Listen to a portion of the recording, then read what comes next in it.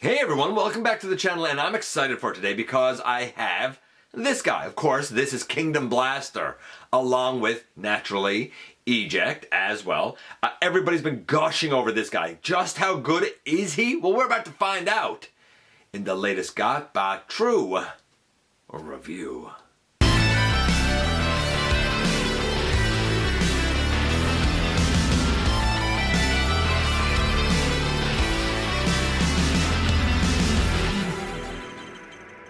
Hey one, hey all, welcome back to the channel. I'm your host, your most humble of hosts, Dennis Moulton, aka GotBot. As always, man, please like, comment, share, of course, subscribe, and while you're at it, light my baby. And hit that notification bell, please. It helps me out a ton. It lets you know when content of all sorts goes up here on the channel. Check out Machinery of Man, The Everything Factor, all the groups that I'm either a mod or an admin for, as well as all of my social media links. All that in the description down below, also in the description down below. And if you are in a position to help the channel to grow, you can use the donate link. You can check us out on Patreon. You can see what we offer to you through Teespring. Or, of course, you can hit the join button right here on YouTube and become a channel member. And this is Kingdom Blaster. I wasn't sure how I felt about this guy because, honestly, I don't have him here. I'm quite happy with my custom Fall of Cybertron Blaster. I was a bit out on it, but I said, you know what, I'm going to go in because he does look really neat. I do like the look of it. Is it perfect? It's not perfect. Does it deserve all of the praise that it's been getting? I don't know about that either. How excellent or not excellent is Eject? There's a lot of questions here. And when we look at this guy, we will see him next to Soundwave. We will see him next to that custom Fall of Cybertron version that I mentioned earlier. And we're even going to see a little custom, I'll call it accessory, that I did to go along with this guy that I think is just a little bit of the icing on the cake, and just a couple of quick little paint apps that I actually did on this guy that maybe you do see or cannot see right now. There's a lot here to unpack. It's going to be an interesting one. So without any further ado, how about we head over to the table and take a closer look at this. This guy. Ah, yes indeed, the renowned Kingdom/Legacy Blaster. The guy has been getting kind of high praise, but is it really worth the high praise? Well, we're about to find out, but before we can get into our lad here, you know what we got to do first? We got to take a look at this packaging, and the packaging here still has plastic in the little window. We have Blaster in his cassette player mode. We have Blaster over here looking pretty snazzy. We have our usual Kingdom stuff on that side, and on the back, of course, we have the product images of Blaster and Eject, which honestly, like, I'm tickled to have. I have the Combiner Wars Rewind, so I'm really happy to have a version of Eject, even if that version of Eject is different than the Combiner Wars one. I'm okay with that, as long as I got the character. So, of course, instructions, you know, they're a thing. These are fine, I guess. Of course, Blaster comes with this nice blaster that is molded in black. I dig it. It's pretty good. This is the one from the FOC Voyager. It's much smaller, so I actually like the Kingdom Blaster better. Ooh, we have the ever-popular collector card. This, of course, is the Unicron card. Apparently, the Unicron card came out in Wave 5, although this is my second one of these. My first one I got, no. Apparently they came out in Wave 4. I apologize. This is my second one of these. I got the first one with Slammer in Wave 5. There he is, like, eating stuff. It's the Unicron one. There's only one variant of the Unicron card. And are you ready for some football? Our boy Eject here is a sports junkie, an Earth sports junkie. Just for size, here he is next to a Micromaster. I don't understand why Eject can have elbows, but our Micromaster here can't. For another comparison, here he is next to one of the Battle Masters again. Why didn't they have knees and elbows? It can obviously be done at this size. And for a deluxe, here he is next to Shattered Glass Goldbug. So, I mean, he's a tiny lad, right? He's about the size of a Micromaster/Battle Master. Except this guy's infinitely cooler. This guy's obviously based on his comic book appearance. You know this because of the shape of the shoulders. They're a little more triangular, I suppose you could say. Starting from his feet, say, and working our way up. So his feet themselves and his lower legs, I mean, they're blue, they're fine. His thighs, they're gray. Arguably they could be white, but gray's all right. The main body being blue with the gold, that's right. The head being gray with the orange visor or orange mouthplate is not quite right. I believe the faceplate is still supposed to be like that gray color, but I think around his eyes is supposed to be white, but I'm okay with it. The shoulders are supposed to be blue, but they're supposed to be more squared than what they are here. And the entire arm, forearm, bicep, and hand, all of that should be that gray color or arguably white. So that's a little stylized. Nevertheless, you know that this is Eject. I'm going to give it a solid 8 for an Eject. The translucent plastic, I know a lot of people are going to be concerned about that and say, oh no, that's going to break. It has never ever been my experience. I'm sad for you if it has been yours. I don't care about that. It's fine for me. So an 8 for the look, not bad. What about the articulation? Well, we have a head that goes left and right because it's on a ball joint. Can look up. We have the shoulders that can go all the way around and all the way out, and we have an elbow to 90 degrees, and we, because of the ball joint, we have like a bicep swivel basically. Getting those arms out of the way. Man, this is hard to show because he's so small. The legs, both of them can do full splits all the way out to the side. Why couldn't this be done with MicroMasters? Forward all the way, back all the way, deep knee over 90 degrees because of the ball joint, and again because of the ball joint we get a swivel there. For the size that this is, 10. For the size that this is, it's stupendous. The only thing that you're missing is a waist, which I get. I think you're missing a waist, right? Yeah, a waist and like there's no ankle tilt or wrist. But I mean, what do you expect for something this small, right? I guess you could incorporate it, but I'm cool with this the way it is. I think that all of the MicroMasters should have been done to this quality. I think that all of the Battle Masters should have been done to this quality, and I think that all of the cassette bots should have been done to this quality. What about the transformation? Pretty simple, pretty brilliant. We turn the head around and we put it down in the body behind. We take the arms and we turn them in on the body and bring them up, I do believe, like that. And then we take the legs, turn them to the side, and you bring them up and out. So you bring the whole leg out, and then you fold it in on itself. And boom, in the end we have his cassette mode here. And it's not bad for a cassette mode. Not bad at all. Transformation is fun, simple, intuitive, logical. I'm going to give it a 10. So an 8, 10, and 10. This part of the set, honestly, at this point, gotta be a solid 9, maybe 9.5. And so, of course, here we have our boy in all of his glory. We're going to open his chest. You press those buttons down there, and our buddy Eject should be able to fit easily in the chest. I'm thinking. Yeah, he fits in there no problem. Looks good. Feels good. Stay secure. Stay secure. Nice. So yeah, quite happy about that indeed. Blaster can hold his blaster in his hand, or if you want, you could take it out and put it in the center. On this side, there's a bunch of pegs back here. I'll just put it over there for now. Why not? So it's kind of behind his shoulder a little bit, but there's lots of places you can put it. Here he is next to, first and foremost, Soundwave. I'm going to move him over a bit.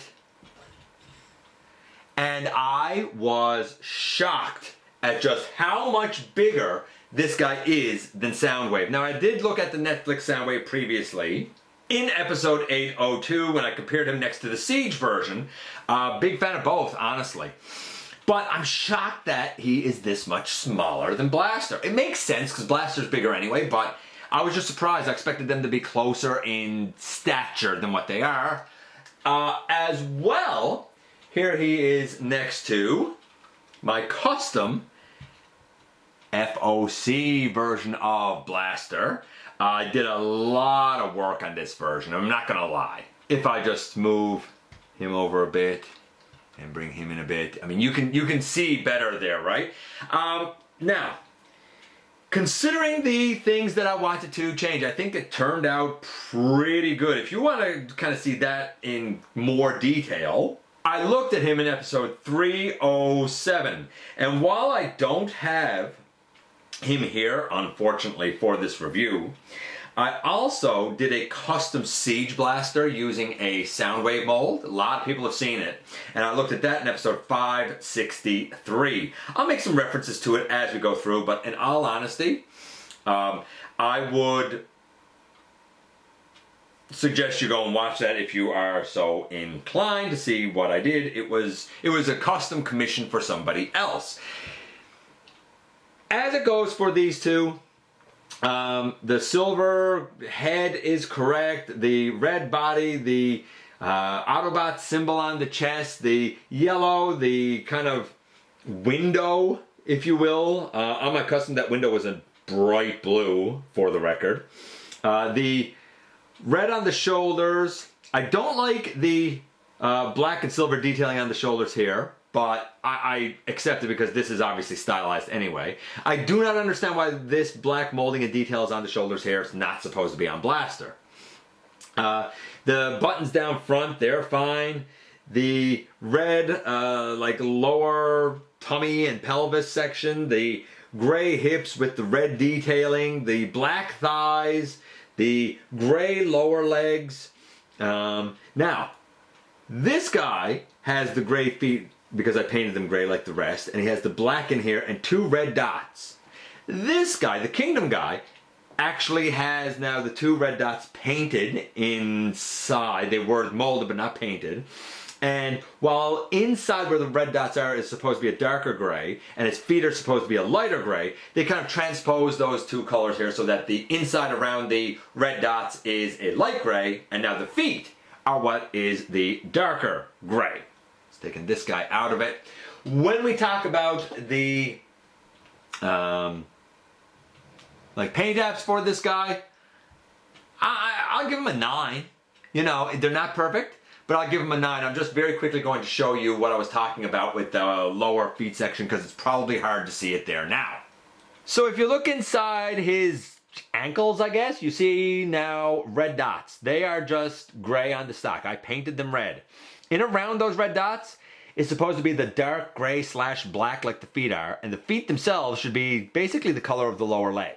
So that got transposed. Not a big deal, not a big thing, not even anything that anyone would have to correct, but me being as much of a perfectionist as I am, I wanted it to look as close to G1 accurate as I could make it. Starscream Wife handled both the Fall of Cybertron and this guy. She had one in her left hand and one in her right hand, and she preferred this guy because she said he felt more solid. That says a lot, man. When something feels more solid, that says a lot. What about the articulation? We already have a 9 for the paint apps. The articulation, we have a head that can go left and right, can look up and down a bit. The arms can go, getting that blaster out of the way, can go all the way around, out to the side.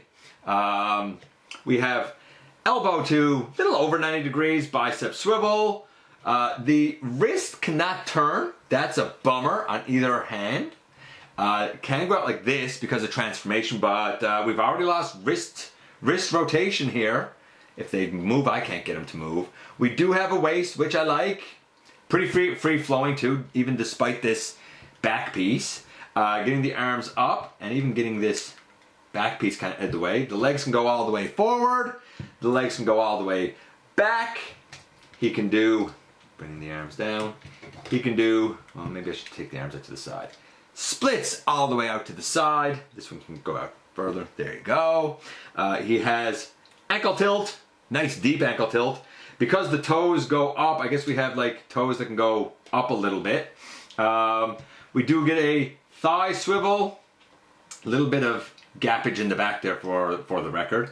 We do get a tight knee. Both of the knees on mine are very tight. That goes to 90 degrees. I would like wrists.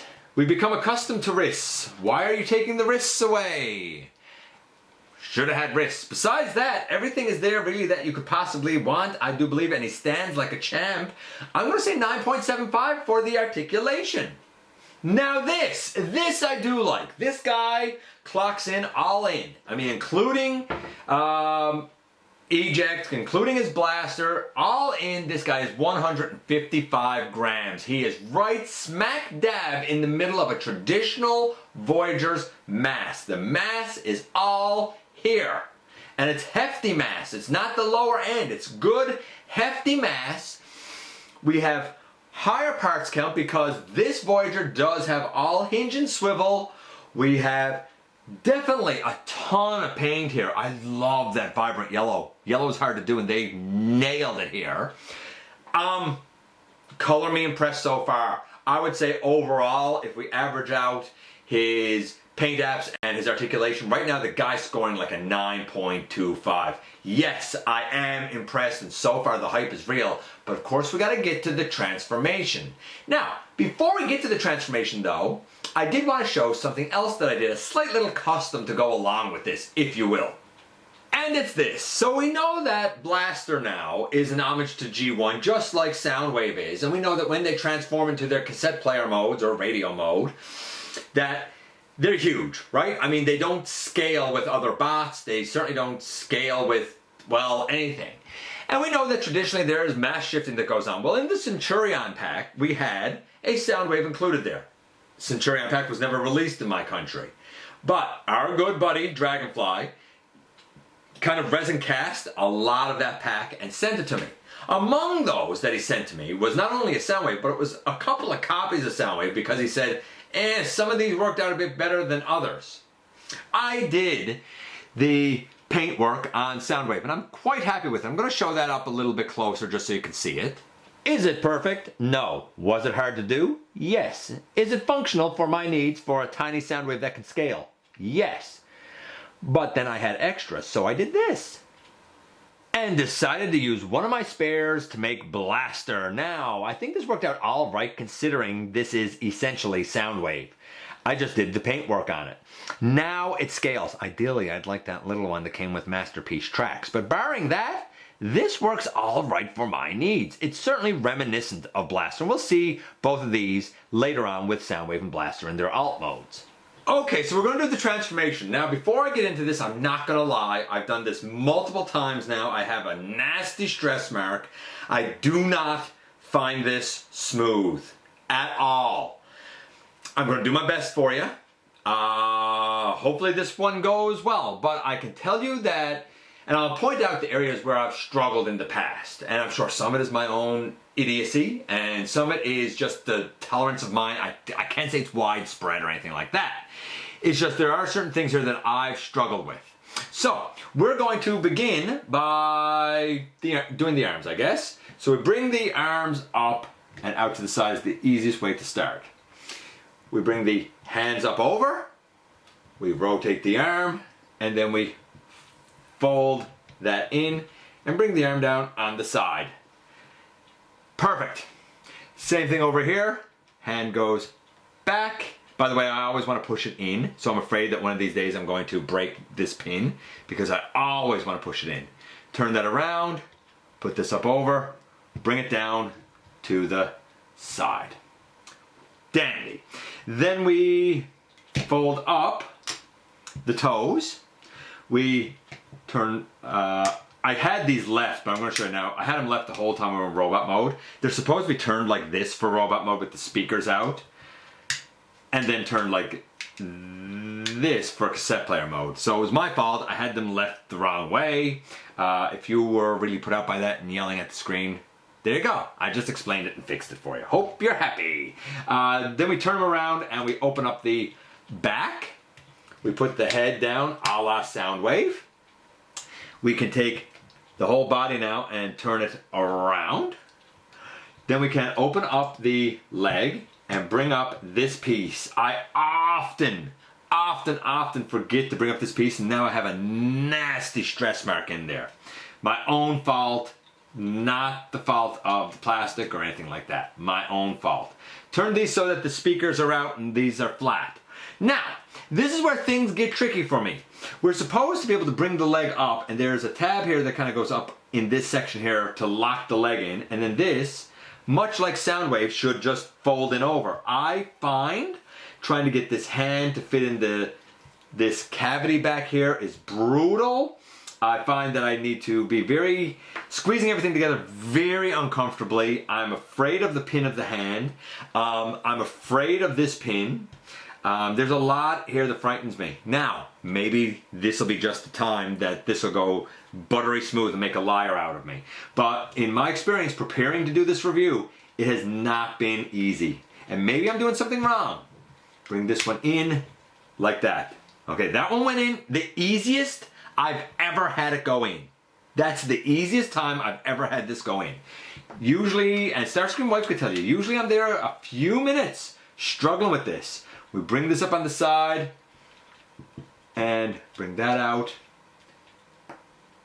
And now this is going to be the one I think that's going to start to eat me up a little bit here. Bring that up over like that and squeeze it in. Whoo! I'm glad that that worked here because I was real nervous that there was going to be a lot of cuts and me fiddling around. When we're done, then we can take this piece and it comes down. You see two little rectangular starts there. This pushes on over those rectangular starts. By the way, on Soundwave, pushing those on mine does not hold. It always pops out. Then we come over here to the back of the legs and we lift out and up this. We lift out and up that. We bring both of these forward and they lock into each other. Like that, and boom, in the end here we have Blaster in his boombox mode.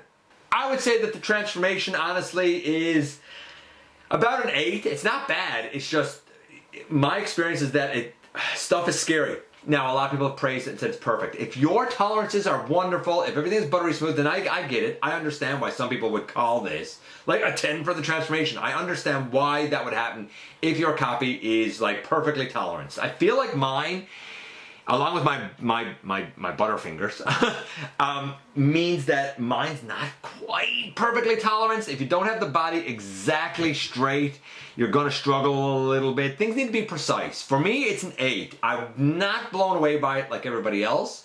I respect it. That's what it is. What I do like, talk about attention to detail, is you can take his blaster if you want, and there's a little, right here, there's a little rectangular peg, and in the handle there's a little slot, and you can put the blaster on over like that. It doesn't look great, but at least it's storage, and it is out of the way. Starscream Wife preferred putting it, for example, in here and just having it stick up over like a little bit of an antenna, which you could also do, or you could just lay it aside. That's your choice. What I do like is you could take the handle and bring the handle back a bit. Like it doesn't need to be straight up, so I think that's a little bit neat. And here we have Blaster and Soundwave true to form. Blaster's bigger, and of course, our boys with Mini Blaster and Mini Soundwave.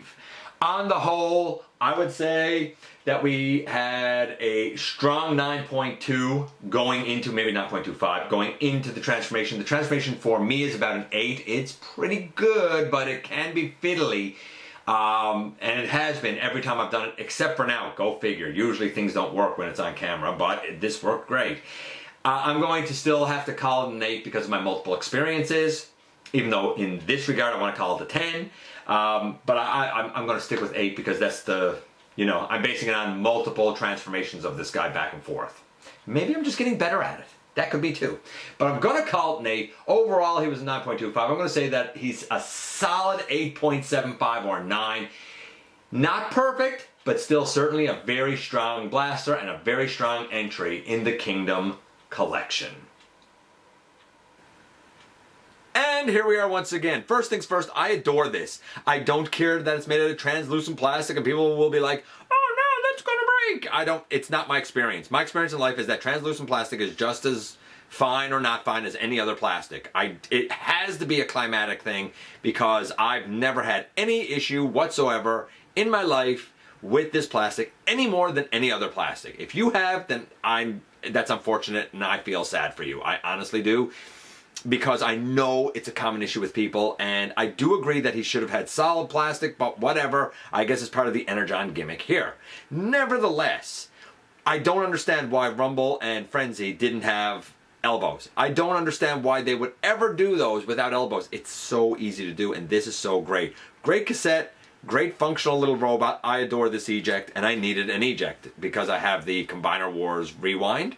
So while this guy's much smaller naturally, it's nice to have a proper Eject and, to a degree, a proper Rewind. Then we get to the main event, which is this guy. I love my Fall of Cybertron version. No doubt about it, but it is obviously stylized, and granted, next to this guy, seeing the big shoulder pylons do seem a little out of place now. This guy is a great robot. He feels hefty, he feels bulky, all of the joints feel tight. Like Starscream Wife said, this guy feels more solid and dense and better put together than the Fall of Cybertron. That's how she felt. And I get it. You shake the Fall of Cybertron, you get a little bit of a rattle and stuff where his tires and whatnot are there. Though I do love the clicky ratchets of the Fall of Cybertron. This guy is a lot more friction, but it's all so tight and so good. And when you shake it, I mean, there's no sound, right? I had to add the little red details in his feet. It's too bad that the toes are kind of the wrong color, but I'm not going to do anything else about that. I don't like the black up here on the shoulders. That molding doesn't need to be there, and it adds absolutely nothing. It's just inaccurate. I do love the head sculpt and the yellow on the chest. I think that it's crisp, clean, and beautiful. The articulation is great. Then we get to the transformation. Everybody says the transformation's amazing. I find it very finicky, fiddly. It's fine doing the arms, though I do worry about bending like the wrist back too far or something where it's just got that pin. I am nervous about that over time. The head going in is exactly like Soundwave, that's fine. The legs going out to the side are fine. The unfurling of the legs, fine. It's when I have to bring those legs, well, I guess it's on this side technically, and you got to bring those legs up and then tab them in. That's not smooth. Not on mine, or I can't do it smoothly. It doesn't feel good. It feels like I'm going to break something. I always also forget about these sections here that fold out. Is this the one? Yeah, like this one has a nasty stress mark on it. Nasty stress mark. I don't think it's going to break or anything because there's a ton of plastic there, but it is a bad stress mark. The other one, yeah, no stress marks. So it's good, I guess. A little bit unfortunate about the stress mark. I'll leave. It is what it is. I love the look. I love the articulation. I'm only meh about the transformation. It's not one of the best, and I'm afraid of the longevity of it. If yours is smoother, if you can do yours easier than mine with those legs, then it's an absolute slam dunk win. It's just with mine, I don't know, the legs make me a little unnerved. He's good, he's great. I'm not quite as hyped as what everybody else is over him. I see things with the transformation scheme and think that could be done a little easier and a little smoother.